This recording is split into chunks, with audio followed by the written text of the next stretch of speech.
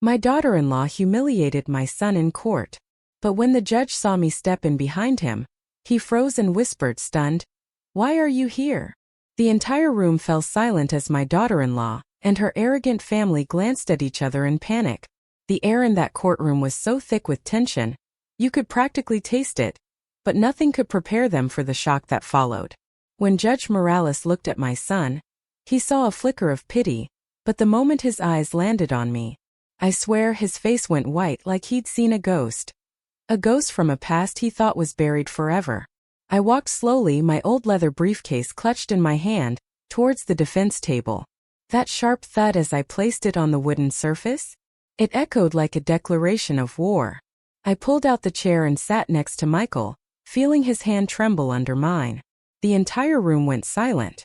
The only sound was the clerk's pen scratching, a stark contrast to the storm brewing inside me. Judge Morales leaned forward, his eyes wide, his usual solemnity gone. He spoke in a whisper, a question that cut through the stillness. "Why did you come here?" That question hit me like a blast of cold wind. Jessica, my daughter-in-law, frowned, looking at me with suspicion. Her parents whispered, their eyes filled with distrust. But Michael lifted his head. His gaze was confused, yes, but I saw it, a fragile spark of hope. My heart ached for him. He didn't know. None of them knew that I wasn't just a mother. I had been someone else once. Someone everyone in Chicago knew, someone they called by name. Less than an hour before, the Chicago sky had been gray and heavy, just like my heart. I stood by the car, helping Michael with every shaky step. It wasn't just the crutches. It was the cold, judging stares of the crowd that fell upon us. The mournful toll of the church bells downtown echoed, each chime hitting my chest, announcing a grim day. I clutched that old leather briefcase, its worn edges a testament to the years gone by. It didn't just hold papers, it held honor, a future, and the faint, desperate hope of my family. Outside the imposing courthouse, a small crowd had gathered. Curious neighbors. Reporters with cameras ready, buzzing like a restless swarm. "It's the Villa Senior divorce," someone whispered. "Nasty business, they say. Poor son." My heart sank, but I kept my face a mask of stone, refusing to show weakness. Then a luxury car screeched to a halt behind us. The door opened and Jessica emerged. A red Gucci dress, the color of defiance, screaming to the world that she was the victor. Dark sunglasses hid half her face, but not the arrogant smile that played on her lips. Her parents and brother followed, heads held high, already savoring their triumph. My stomach churned. They had no idea what Michael and I had endured. The sleepless nights. The endless struggle to keep our home. I motioned for Michael to go ahead. I followed silently. My son, once a strong man, now leaned on crutches, his back hunched, carrying the weight of the world. Every hesitant step was a knife in my heart. I wanted to scream to shield him from those pitying looks, but all I could do was grip my briefcase tighter and walk with a forced calm. Inside, the air was thick with the smell of old wood and tension. Jessica was already seated, legs crossed, her bright red heels tapping the floor, tap, tap, tap, a taunt. When Michael struggled in, she smiled contemptuously and leaned into her mother's ear, just loud enough for everyone to hear. "Look, he's nothing but a crippled old man." My blood boiled, but I bit my lip, forcing the rage back down. Michael's head dropped, his chest heaving. He sat silently, gripping his crutches as if they were his last lifeline. This tore me apart. He was the child I'd sacrificed everything for. The one who'd promised to build us a home where no one could ever kick us out. And now he was humiliated by the very woman who'd claimed to love him. Jessica's lawyer, Jennifer Rivers, stood up, placing a thick stack of papers on the table. Her arrogant voice echoed, "We will demonstrate that my client's husband, Michael Villaseñor, is no longer capable of fulfilling his duties as a husband and a father." Every word was a hammer blow to my chest. I wanted to leap up, to scream that they were lying, that Michael was still a dignified man, even if his legs failed him. But I stayed silent. I waited. This wasn't my moment. Yet, the dense courtroom air pulled me back in time. Years ago, when the golden sun still bathed our little street, my small family knew peaceful days. Our humble house was filled with laughter. I remember weekend afternoons, Michael, a 7-year-old whirlwind, running through the yard with an old ball, belting out the pop songs I taught him. My husband, David, was still a family man then, sitting on the porch, watching his son play with a serene smile. But that peace, I later discovered, was nothing more than a fleeting dream.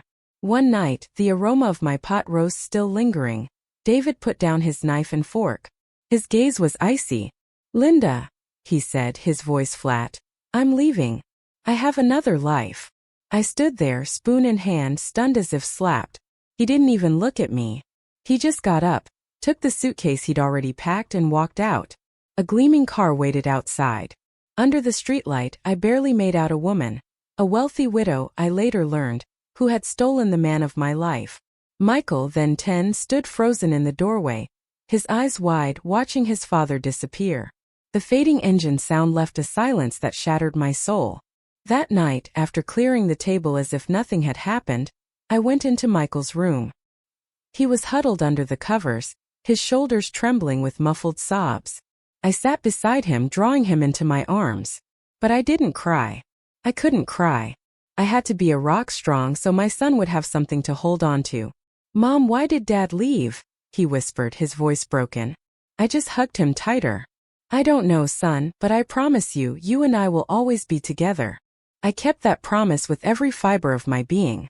Even though every night after he slept, I'd be alone in the kitchen, staring at the clean plates, a pain piercing through me. The following years were a relentless cycle. Mornings I'd get up early, make breakfast, and bike Michael to school. During the day I was an office clerk, my eyes glued to the keyboard, checking numbers, trying to hide the dark circles from my sleepless nights. At night, while Michael did his homework, I hunched over accounting books for neighborhood stores. There were nights of heavy rain, Michael and I sharing a broken umbrella, walking through flooded streets. Soaked, chilled to the bone, I'd still squeeze his hand and smile. "We're stronger than this rain, aren't we?" Michael would nod, and his smile was the only light in those dark days. I never told him about the nights I didn't sleep, worrying about tuition, rent, or medicine. Once, when he had a fever, I had to search for a pharmacy in the middle of the night with only a few coins. At the counter, I counted them one by one, my heart sinking at the thought of choosing between his medicine and our next meal. But I didn't give up. Every time I looked at Michael, I told myself I couldn't fall because he was the reason for my existence. The day Michael received his acceptance letter for electrical engineering, I stood in the kitchen, the paper in my hand, crying uncontrollably. It was the first time in years I cried with happiness. But joy quickly turned to worry. College wasn't something I could easily afford. Silently, I took my wedding ring, the last memory of a broken marriage, from the old wooden chest. It was the only thing of value left. I took it to the pawn shop, and watching the owner weigh it squeezed my soul. "Mom, you don't have to do that," Michael said when he found out, his eyes red. "I'll get a job." I interrupted him, placing my hand on his shoulder. "You just need to study hard. I want you to do what I never could." He hugged me. For the first time, I felt he was no longer a child who needed my protection. Michael didn't let me down. After years of effort, he built a 2-story house on the outskirts of Chicago. The day he handed me the keys, I stood in front of those new walls and cried again. "Mom, I promised you," he said, his voice choked, smiling. "This is our house. No one can kick us out now." I hugged him, feeling the sweat, tears, and love he'd poured into every brick. For the first time in a long time, I felt I had done the right thing by not giving up. When Michael married Jessica, I thought my family was finally complete. She was a sweet girl then, with a smile as lovely as orange blossoms. In the beginning, she'd come into the kitchen, cheerful, telling me her plans with Michael. "Mom, I want lots of kids so you'll have a big family of grandchildren," she told me once. And I believed her. I thought happiness had finally found us. I saw Michael's eyes light up whenever she was near, and I silently thanked God for such a daughter-in-law. But tragedy struck like a nightmare. An electric shock at a construction site. A fall from high scaffolding. The call came at midnight, the foreman's trembling voice. "Mrs. Villasenor, Michael, he had an accident. Come to the hospital immediately." I ran barefoot through the cold streets, my heart racing. When I arrived, the image of Michael, motionless, wrapped in white bandages, was seared into my memory. I stayed by his side, watching the son who had been the pillar of our family, reduced to a being as fragile as a child. "I'm here, Michael," I whispered, squeezing his hand. Mom is here with you. The following months were endless. Michael recovered slowly, but his legs were never the same. The doctor said he'd need crutches for the rest of his life. From a strong, smiling, talkative man, Michael became a silent shadow. He spoke less, his gaze often filled with sadness. Every time I saw him leaning on his crutches, taking hesitant steps, it felt like someone was tearing my heart out. When he came home, the two-story house he'd built with such pride, once filled with laughter, was now as silent as a tomb. I rearranged the living room, turning it into a downstairs space so he could move around easier. Every time I looked at the simple bed I made for him, my soul ached. That room had been planned as the future playroom for their children. Now it was a makeshift refuge for a man fighting his own body. For the first few weeks, Jessica still pretended to be a devoted wife. She'd bring him soup, carefully serve his medicine, even smile when I thanked her. I wanted to believe she still loved him, that she was just adapting. But with each passing day, I realized it was all a facade. Her patience ran out at a shocking speed. One early morning, as the first light filtered through the window, I saw Michael in his wheelchair, a rare spark in his eyes. "Mom, I want to go to the garden today," he said, full of enthusiasm. "I want to breathe some fresh air. Can you call Jessica to help me?" I nodded, relieved to see him find a small reason for joy.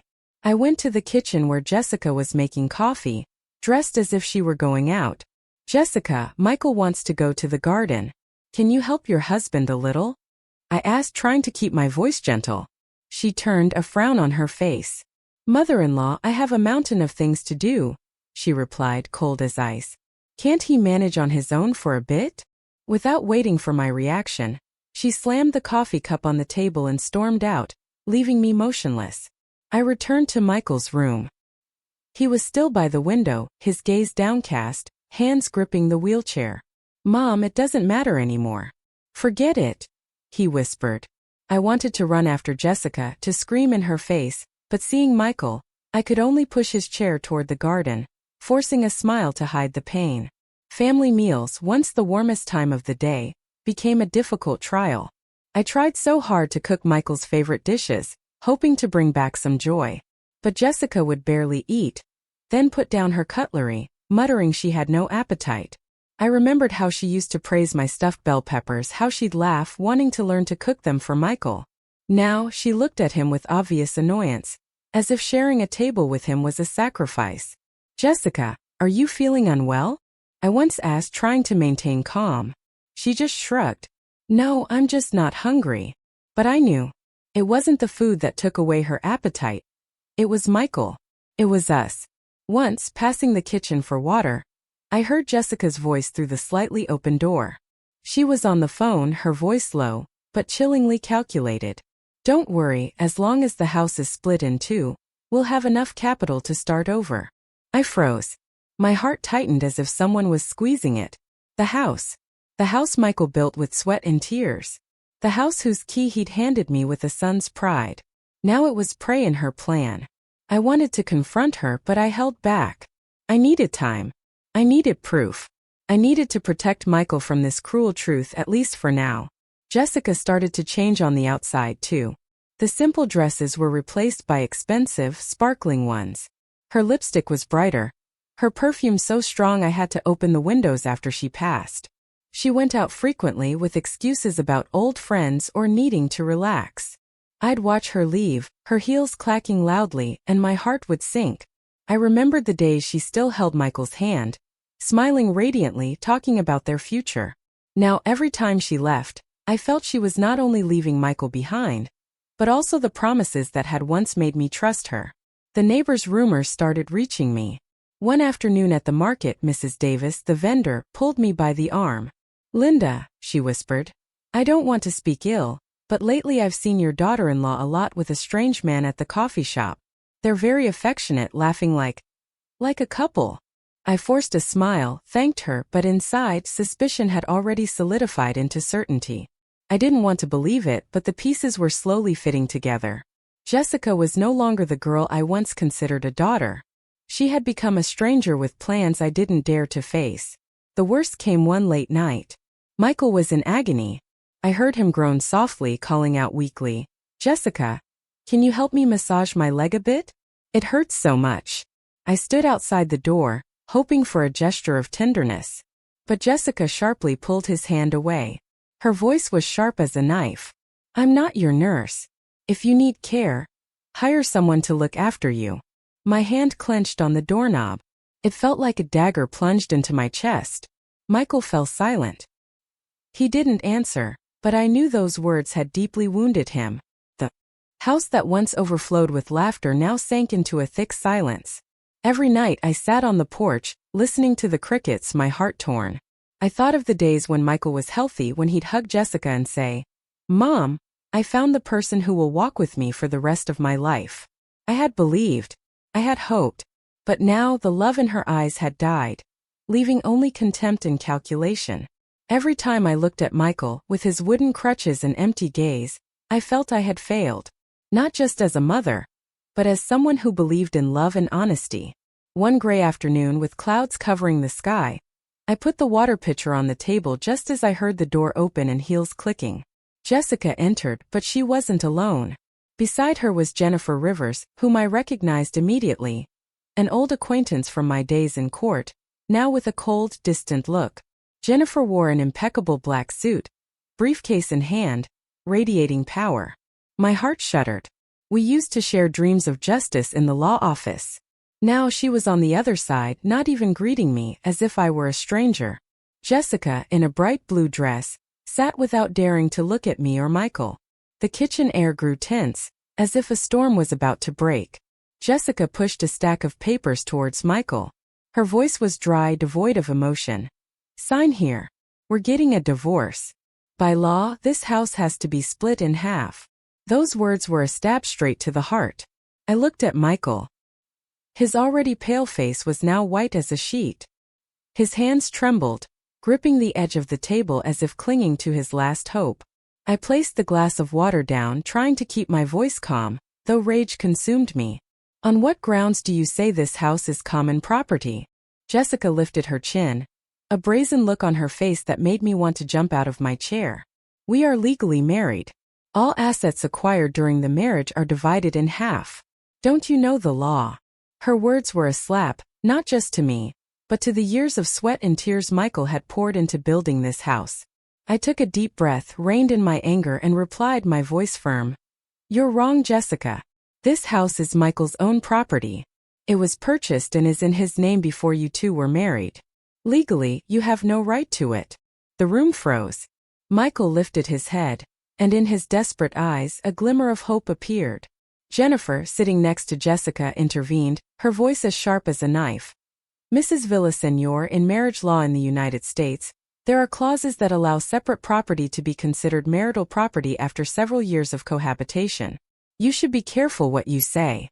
I looked her straight in the eye. The woman who used to sit with me in tense trials, who used to call me Linda with respect. Now she saw me as an enemy. I answered her word for word. "Jennifer, I know the law better than anyone here." Absolute silence fell. Then Michael looked at me, surprised, with a spark of pride I hadn't seen in him since he left the hospital. But Jessica wouldn't stop. She jumped up, screaming in a shrill voice. "I don't care who you used to be. I just want to get rid of this burden. He's already an invalid, and I still have a future ahead of me." Those words hit Michael like a hammer blow. He sat there, silent, his shoulders trembling. "Jessica," he whispered, his voice broken. "Do you really think that?" She looked away, not answering. Her silence was crueler than any word. I felt my heart being ripped out. Michael, my son, the pride of my life, now called a burden by the woman he loved. I wanted to run to Jessica, slap her, scream that she didn't deserve his love. But I just stood there, hands gripping the chair, fighting not to break down. Jennifer stood up and led Jessica out, leaving the divorce petition on the table like a scar that could never be erased. The door slammed shut, leaving Michael and me in a deathly silence. I started clearing the dishes, trying to do something to avoid the pain crushing my chest. But my hands trembled so much I broke a porcelain bowl. The shattering sound echoed, mournful like my heart. Michael remained motionless, his empty gaze fixed on the divorce papers. "Mom," he murmured, his voice weak. What did I do for her to change like this? I didn't answer right away. I just sat beside him, putting my hand on his shoulder. You did nothing wrong, I said, my voice choked. She's the one who's wrong, not you. But deep down, I knew the truth was even more painful. Jessica didn't just want to leave Michael. She wanted to take everything we had built. This house, where Michael had poured his sweat and tears, had now become the target of her cold plan. I thought of those days walking through flooded streets, of the wedding ring I sold, of Michael's dream and his promise. Now all of it was in danger, not because of a stranger, but because of the very person Michael had called his wife. That night I sat alone on the porch, listening to the insects. The cold wind blew, but I didn't feel it. The real storm, I knew, was just beginning. In the days after those divorce papers were laid on the table, the air in our house became so heavy it felt like it was crushing my chest. Every corner, from the wooden table where we once laughed to the hallway where Michael walked steadily, was now filled with icy silence. I watched Michael, my son, eating his dinner, his hands slow as he brought small bites to his mouth. He said nothing, just lowered his head, his thin back casting a long shadow as he returned to his room with his crutches. I wanted to run after him, hug him, tell him everything would be okay. But I knew those words would be like passing wind, unable to calm his pain. That night I tossed and turned, unable to sleep. Faint moonlight filtered through the window, drawing weak lines on the ceiling. I thought of Michael, of all the years, of the promise I'd made to protect him. But now the person he loved most was breaking his heart. I felt helpless, as if all my struggles had been for nothing. Finally, thirsty, I got up, put on a light jacket and walked to the kitchen. As I passed Jessica and Sarah's bedroom, I heard a murmur. Then Jessica's cold voice cut through the wooden door like a knife. Sarah, listen carefully. Tomorrow in court, if the judge asks, you have to say that your daddy can't take care of you anymore. You have to say you don't want to live with a sick person. Understand? Those words were a dagger straight to my heart. I stood still, my hand gripping the glass, nearly dropping it. Sarah's voice, weak and sobbing, answered. But I don't want to lie, Mom. I love Daddy very much.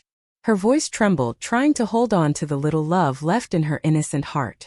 Jessica replied harshly, with no patience. If you don't obey me, you and I will lose everything. Do you want to live miserably with your poor grandmother and your invalid father? I was there, my heart tight, feeling as if someone was crushing my chest. The glass in my hand trembled, water spilling. Jessica, whom I once considered a daughter, was now forcing her own 8-year-old daughter to lie, to betray her own father. Rage consumed me, but along with it, an indescribable sorrow. Sarah, my granddaughter, whom I loved like my own blood, was being pushed by her mother into a cruel choice. Silently, I stepped back, returning to my room before they could discover me. Sitting on the bed, I covered my face, trying to hold back the tears streaming down. Thought of Michael, of how he used to carry Sarah on his shoulders, laughing as she pointed to the stars. Grandma, I want to be an astronaut, Sarah had said, her eyes shining. Michael hugged her and whispered, You're going to make it, honey. Your daddy believes in you. Jessica wanted to take that love away, to turn Sarah into a piece in her plan. I couldn't allow it. I couldn't let my granddaughter grow up with lessons of lies and cruelty. The next morning, as soon as the sun rose, I got up early, made breakfast. Michael was still asleep, his face gaunt, his eyes sunken from sleepless nights. I watched him through the crack in the door, and the pain tore me apart. But I knew that day I had to act. Not just for Michael, but for Sarah too. I called Sarah to the backyard, where the orange tree laden with fruit scented the air. She came out with red eyes, her blue dress stained as if she'd cried all night. I sat on the wooden bench and pulled her close. Honey, I said softly, last night I heard the conversation between you and your mom. You're very scared, aren't you? Sarah looked at me, her lips trembling, and then she burst into tears, hugging me tightly. Grandma, I don't want to do that, she sobbed. Her crying broke my soul. I don't want to leave Daddy. I don't want to lie. I just want to be with Daddy and you. I hugged her tight, feeling her small shoulders shake. My tears fell silently, but I kept my voice firm. Don't be afraid, Sarah. Your grandma's here. You won't have to lie to anyone. The truth is our most powerful weapon. Remember that. Sarah lifted her face, her clear eyes, though full of tears, looking at me intently.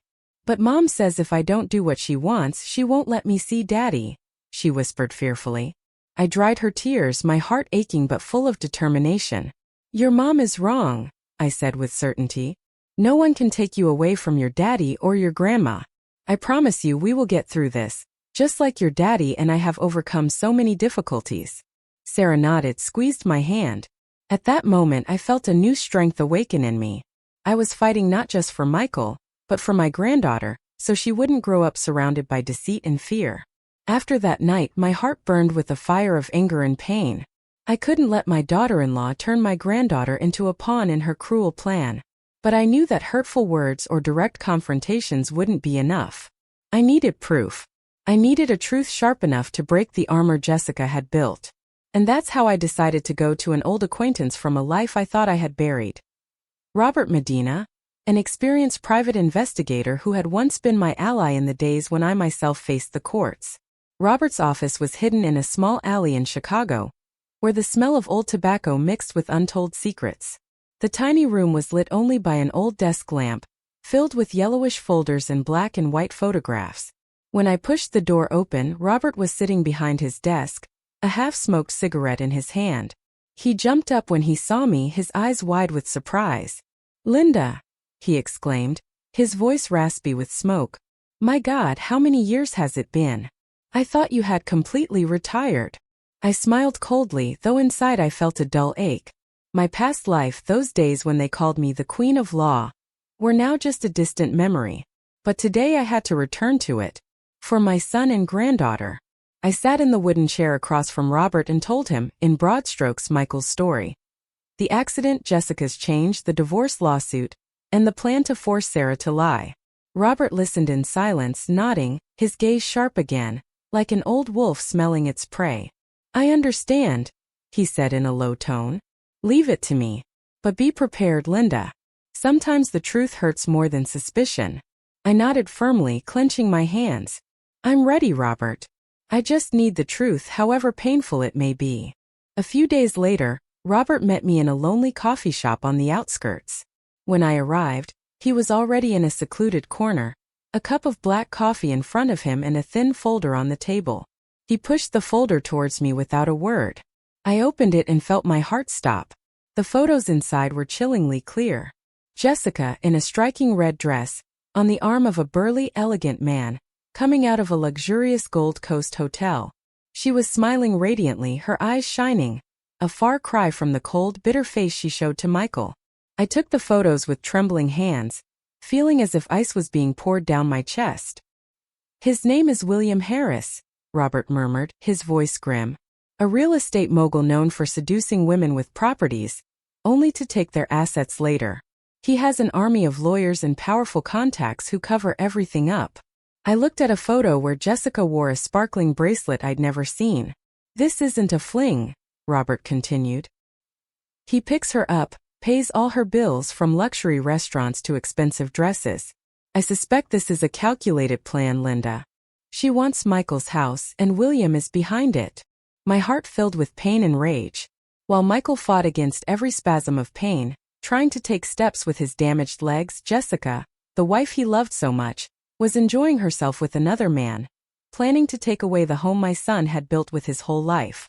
I thought of the nights Michael stared out the window with empty eyes, and I wanted to scream against such injustice. "How far has she gone with him?" I asked, my voice broken with suppressed fury. Robert sighed and shook his head. "Very far, Linda. I found hotel receipts, plane tickets, and even bank transfers from William's account to hers. This isn't just a romance. It's a business." I paid Robert, asking him to keep watching. "I need all the proof I can get, no matter how small," I told him, my voice firm. Robert nodded, a look of understanding in his eyes. "You're still the same Linda I knew," he said. "Tough as steel. But be careful, William is not an easy man to confront." I smiled coldly, but deep down I knew I had no other choice. This wasn't just a divorce. It was a battle to protect my family. That night, I hid the envelope with the photos in the locked drawer of my room. I didn't want Michael to see them. I couldn't let another stab wound break his heart. He had suffered enough. During dinner, Jessica appeared, dressed as ostentatiously as ever. She sat at the table and very casually proposed, "Mom, I think we should sell this house and move to a more comfortable luxury apartment. Living here is getting boring, don't you think?" I looked her straight in the eye with a cutting coldness. "This house is the result of Michael's hard work," I said, my voice calm but sharp. "It's not something you can sell on a whim." Jessica tensed, her lips moving as if she wanted to reply, but she just kept quiet and started serving food to Sarah. I looked at Sarah and saw her little eyes avoiding mine, and I felt a sharp pain in my chest. She knew too much, but she was too young to carry that weight. Seeing her, a new strength was born in me, not only to protect Michael, but also to shield Sarah's innocence from the scars her mother was trying to leave on her. The morning of the first hearing, it was drizzling. The drops fell crookedly like my own tears. I helped Michael out of the old car, each of his steps heavy, not just because of the wooden crutch, but also because of the invisible burden on his shoulders. His face was gaunt, his eyes sunken from sleepless nights, but he still gave me a weak smile so I wouldn't worry. "Mom, I'm okay," he said, though his voice trembled, and I knew he was trying to hide the pain. I squeezed his hand tightly, trying to pass on some of my strength, though inside my heart ached, thinking about what was to come. On the other side of the courthouse, a luxury car screeched to a halt. Jessica got out, proudly dressed in a sparkling emerald green dress, a triumphant smile on her lips, as if victory was already assured. Her parents and her brother followed, laughing and talking loudly, as if they were going to a party instead of a trial. Seeing it, my stomach churned. They didn't understand Michael's years of sacrifice.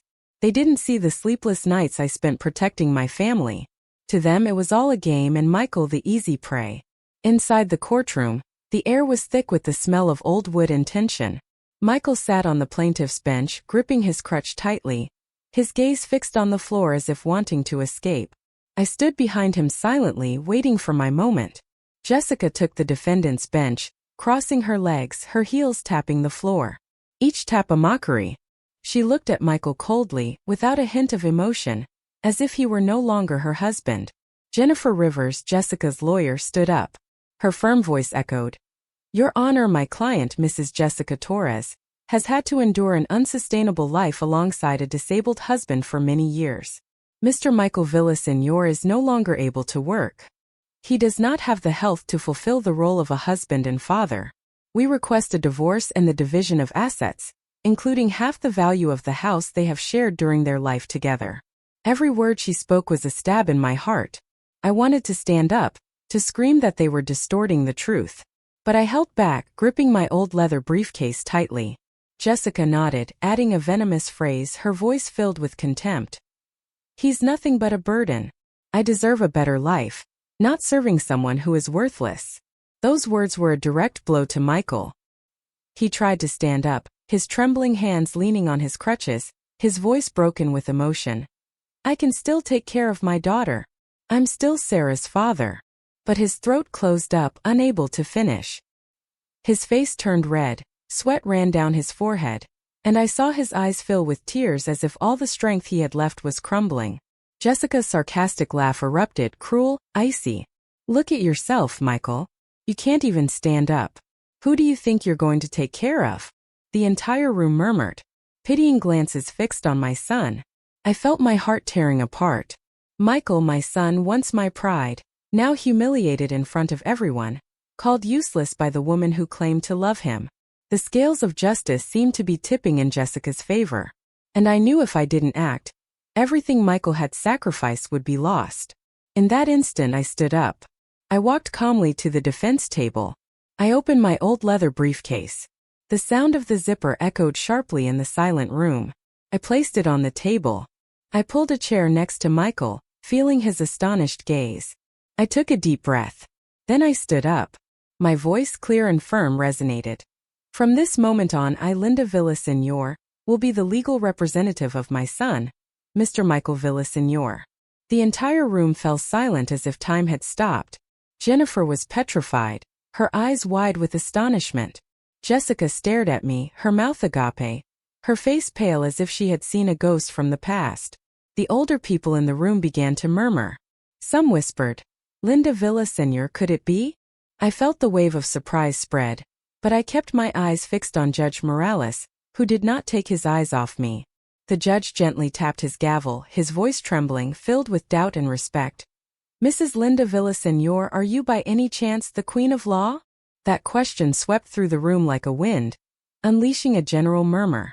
Michael looked at me, his eyes wet, incredulous, as if for the first time he was discovering that his mother was not just a mother.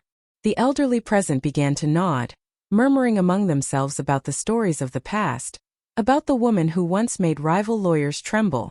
I nodded, my voice firm. Your Honor, I have never stopped believing in justice. Those words were not just for the judge, but also for me, for Michael, and for those who looked at me with a mixture of curiosity and respect. I felt the strength of past days awaken within me, as if the flame I thought had long been extinguished was rekindling. I looked at Jessica and saw her flinch. The triumphant smile on her lips had vanished.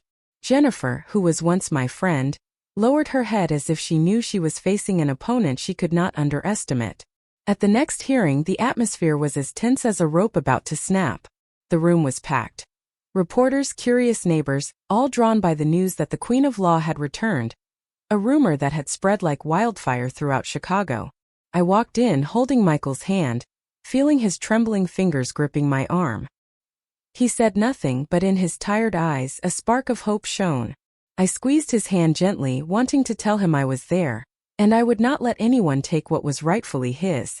Jessica sat on the defendant's bench, dressed with her usual elegance, though her customary smile no longer had the same shine. Beside her, Jennifer Rivers, her lawyer, looked tense, clutching a stack of documents as if they were her last resort. Jessica's family occupied the bench behind, but their laughter and loud comments from the previous day had vanished, replaced by nervous, conspiratorial glances. I knew they too felt the tide was turning, though they didn't yet understand what was coming. Judge Morales entered with his usual solemn bearing. He gestured for me to begin. I stood up, opened my old leather briefcase, and took out a packet of carefully arranged documents. Your Honor, I said in a clear, firm voice, I present as the first piece of evidence the property documents for the house located on the outskirts of Chicago. All records clearly indicate that this house was purchased by, and is in the name of, my son Michael Villaseñor 2 years before his marriage to Mrs. Jessica Torres. I placed the papers on the table one by one, like laying bricks to build a wall of truth. The court clerk took the documents, reviewed them and nodded, confirming their authenticity. Judge Morales looked at them, then nodded too, a slight gesture of approval escaping his sharp gaze. The room erupted in murmurs, the rumors spreading like a wave. Jessica's parents' faces turned pale.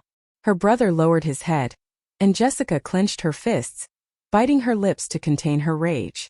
Jennifer immediately stood up, her voice still trying to sound haughty, though it was already trembling. Your Honor, although the house may be considered separate property, during the years of cohabitation, it became the family residence. According to the marriage laws of this state, this fact can be taken into account for the division of property. I interrupted her with a harsh voice, giving her no room to continue. Mrs. Rivers, the law is very clear. Common residence does not change the right of ownership over a property acquired before the marriage. This house is the untouchable asset of my son.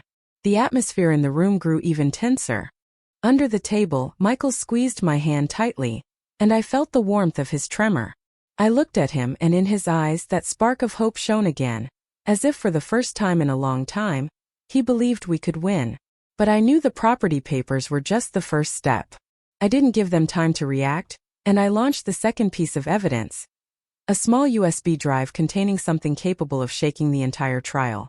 Your Honor, I said in a calm but cutting voice, I want to present a recording made the night before the first hearing. I handed the USB to the clerk, and when the recording began to play, the entire room fell silent. Jessica's voice was heard, loud, harsh, and cruel. Sarah, listen carefully. Tomorrow in court, if the judge asks, you have to say that your daddy can't take care of you anymore. You have to say you don't want to live with a sick person. Understand? Then Sarah's sobs were heard. But I don't want to lie, Mom. I love Daddy very much.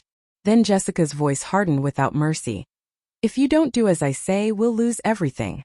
Do you want to live miserably with your poor grandmother and your invalid father? The room was frozen.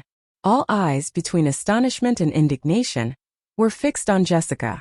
She jumped up, her eyes wide, screaming, "That's false! She made it all up to defame me." But her voice trembled, and I saw Jennifer put a hand on her shoulder, asking her to be quiet. Judge Morales raised his hand and ordered, "Order in the court. I want to hear from the direct witness. Call the child Sarah Villaseñor to the stand." Sarah entered with hesitant steps, her eyes swollen from crying but clean and clear. Seeing her, my heart broke. She was only 8 years old, and she already had to stand between truth and lies. Jessica leaned forward, her voice sweet but laden with pressure. "Sarah, tell everyone you want to be with me, right?" The entire room held its breath, waiting for her answer. Sarah lifted her tear-filled face. She looked directly at Judge Morales and with a clear and determined voice, though trembling with emotion, she said, "I love my daddy. I'm not going to lie. I want to be with my daddy and my grandma." The room exploded. There were murmurs, and among them, some discreet applause from strangers. Michael burst into tears, hiding his face in his hands, his shoulders shaking. I looked at him and saw that his tears were not of pain, but of the fragile happiness of knowing his daughter still loved him. Jessica turned pale and screamed in desperation. "The child is being manipulated. That woman brainwashed her." Her shrill voice found no ears. I approached, hugged Sarah's fragile shoulders, and held her against my chest. I looked Jessica straight in the eye and said coldly, "The truth cannot be manipulated, Jessica." And the child chose the truth.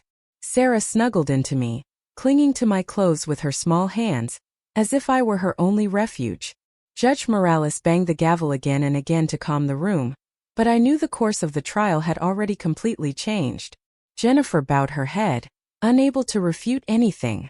Jessica's family remained motionless, their eyes filled with shame. Suddenly Jessica stood up again, her eyes crazed, and her shrill voice cutting through the silence. "Don't believe her. She's nothing but a failed lawyer. She lost a major case so humiliatingly that she had to abandon her profession. Who can trust someone like that?" Her words exploded like a bomb.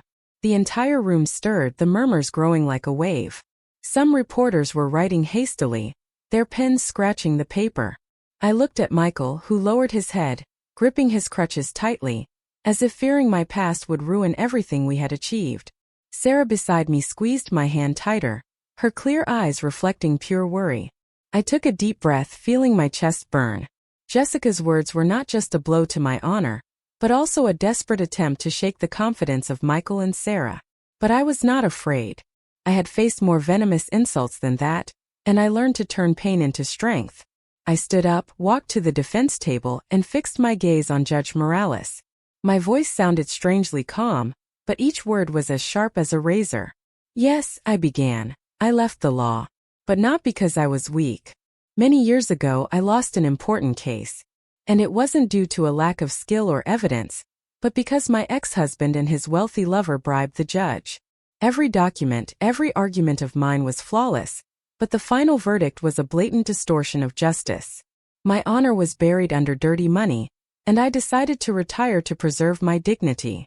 The room fell into absolute silence. All eyes were on me, no longer with curiosity or pity, but with deep empathy. Michael lifted his head, his eyes filled with tears, looking at me as if for the first time he understood the whole truth of what I had been through.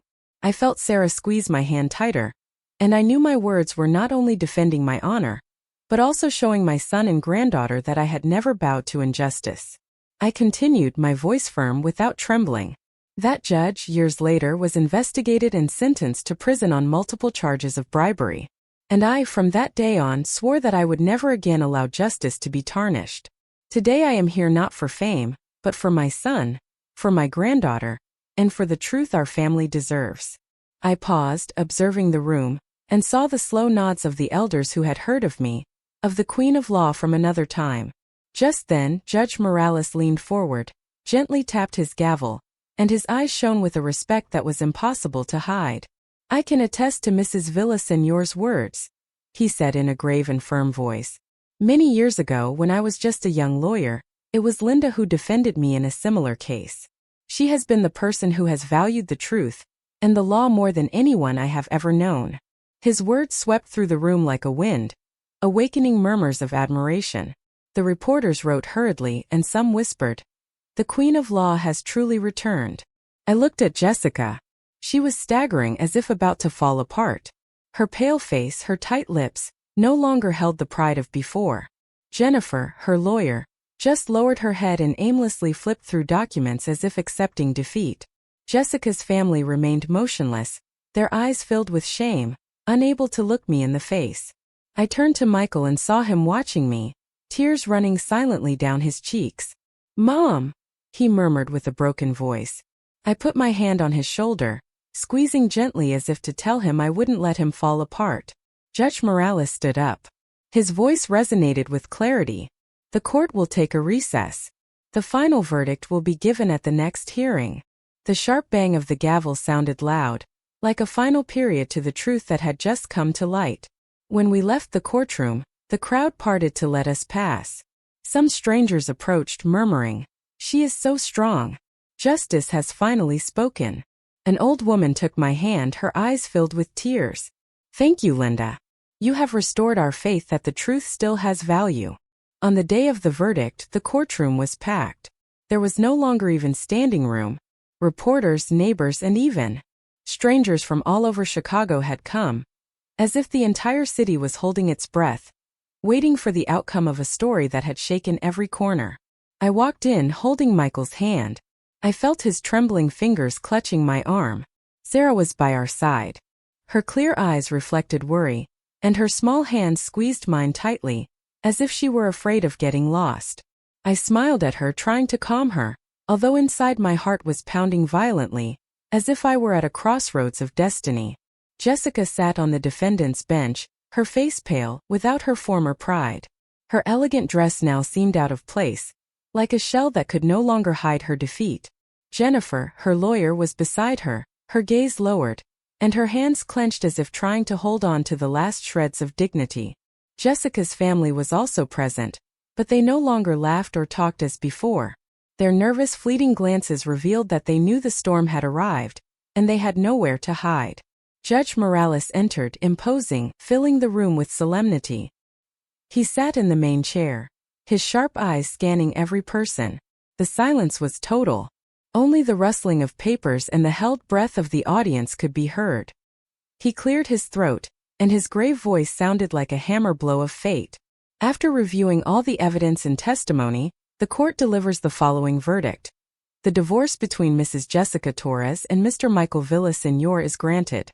The full ownership of the house on the outskirts of Chicago remains with Michael Villaseñor, as it is a property acquired before the marriage. The custody of the minor Sarah Villaseñor is awarded to her father Michael Villaseñor and her grandmother Mrs. Linda Villaseñor. Mrs. Jessica Torres will receive no financial benefits and may only visit her daughter under judicial supervision. The room erupted. Whispers and restrained applause came from all sides. Michael broke down in tears, collapsing on my shoulder, his thin body trembling as if a heavy weight had finally been lifted. Sarah ran into our arms, hugging us tightly, her tears soaking my clothes. "Grandma, Dad, I'm staying with you," she sobbed, her voice broken but mixed with relief and joy. I hugged them with all my might, feeling the warmth of the two people I loved most. Tears streamed down my face, but they were not of pain. They were of happiness, of relief, of knowing that our family was safe. Jessica jumped up, her face twisted with rage, screaming uncontrollably. "It's not fair. I'm going to appeal. You can't do this to me." Her shrill voice echoed, but no one paid her any attention. Jennifer put a hand on her shoulder and murmured, "It's useless, Jessica. We've already lost." Jessica took a few staggering steps, as if her strength had completely abandoned her. Her family stood up silently, heads bowed, and left the room without daring to face the contemptuous looks surrounding them. I watched them go without feeling a gram of satisfaction. I only felt sadness. Sadness for Jessica, who was once my daughter-in-law, part of our family, but who chose the path of betrayal and ambition. A few days later, I heard the neighbors say that William, the real estate mogul behind Jessica, had cut all communication with her as soon as he learned she had lost the case. He no longer picked her up or paid her luxurious bills. Jessica had to live alone in a rented, run-down apartment on the outskirts, pointed at and rejected by everyone. One morning, Mrs. Davis, the market vendor, whispered to me, "Linda, I saw her packing her things. No one knows where she went." I nodded, saying nothing. But deep down, I only wished that Jessica would find a new path, although I knew she would have to live with what she had caused. Meanwhile, Michael, Sarah, and I began a new life under the roof we loved so much. I devoted my time to taking Michael to his rehabilitation therapies, watching him slowly regain his self-confidence. At first, he was still shy, but every time Sarah ran to him, hugged him, and shouted, "Daddy, you're my superhero," I would see Michael's eyes light up, as if a spark of hope was rekindled. I helped Sarah with her homework. We drew colorful pictures together, and every night the kitchen was filled with the aroma of the dishes I prepared. Family meals, which had once been overshadowed by Jessica, were now filled with laughter. Sarah told stories from school. Michael teased her playfully, and I would just sit there watching the two beings I loved most with a warm heart, as if a storm had never passed. One sunny afternoon, I saw Sarah secretly take my old high heels from the closet, put them on, and walk unsteadily, posing like a lawyer. "Grandma, when I grow up, I'm going to be as good as you," she shouted, and then burst into laughter. Michael, sitting on the porch chair, watched her with eyes full of happiness and rebirth. I sat next to my son and granddaughter, looking at the orange tree loaded with fruit in the garden, and whispered, "Justice sometimes sleeps, but it never dies. It just waits for brave hearts to awaken it." Michael took my hand, his voice choked. "Mom, I don't know what I would have done without you. Thank you for everything." I smiled and gently squeezed his hand. "I only did what any mother would do," I replied, although inside I knew I had done much more. I had fought not only for Michael and Sarah, but also for myself, for the promise I made in the darkest days, that I would never allow justice to be trampled. The bells of the church in the nearby downtown square began to ring.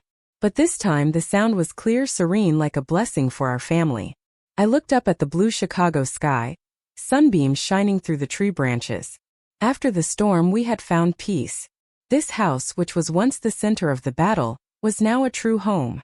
The place where Michael was regaining his strength, where Sarah was growing up, surrounded by love, and where I, Linda Villaseñor, knew that I had fulfilled my promise to my son and granddaughter.